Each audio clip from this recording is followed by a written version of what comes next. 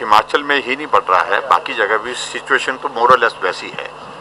हालांकि पूरे देश भर में बहुत जगह कुछ राज्यों में कमी भी आई है, लेकिन हिमाचल प्रदेश में पिछले कुछ अर्से से मामलों में बढ़ोतरी आई है और उसका बड़ा कारण तो ये है कि हमने टेस्टिंग ऑलमोस्ट डबल कर दी है।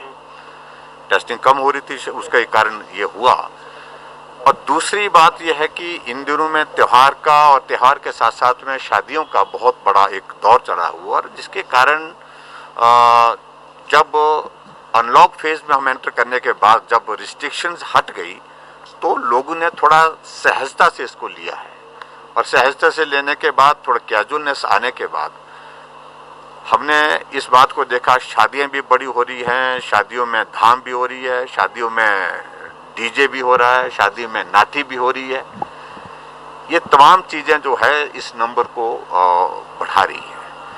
और दूसरा एक निर्णय हमने पहले ही कर लिया, स्कूल खोले थे हमने, लेकिन स्कूल को खोलने के बाद हमने देखा कि टीचर्स और कुछ स्टूडेंट्स जो है उसमें संक्रमित हुए हैं, और ऐसी सूरत में फिलहाल हमने वो निर्णय स्थगित किया है। 23 को हमारी फिर कैबिनेट है, 23 तारीख को फिर उसको रिव्यू करेंगे आगे क्या करना है, लेकिन 25 तारीख तक अभी तक हमने उसको स्थगित किया है।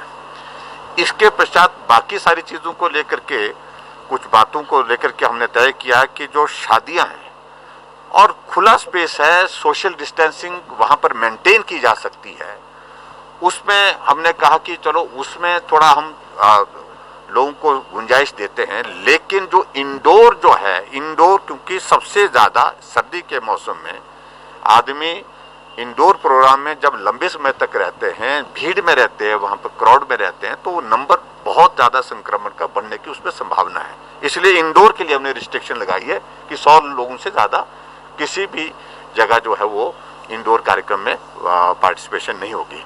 और फिर भी उसके साथ साथ में हमने अपील की है, बार बार अपील की है, पर्टिकुलरली शादियों के सिलसिले में, कि धाम के आयोजन कम करें, धाम के आयोजन ना करें, बेहतर होगा। ये हमने कुछ चीज़ों को लेकर के निर्णय लिए हैं। और मैं समझता हूँ कि कुछ जो नंबर एकदम स्पाइक में हमारा 850-900 गया था, वो धीरे धीरे 400 तक आ रहा है, 450 तक आ रहा है। लेकिन फिर भी उसके बावजूद भी आने वाले समय में इस बात को हम मान रहे हैं कि कुछ एक जगह अभी भी जो है वो स्पाइक जो है आ सकता है, तो उसके लिए सावधानी बरतने की जरूरत है। जागरूकता अभियान भी शुरू करने की प्लान कर रही है सरकार? जागरूकता अभियान भी शुरू करने वाली है।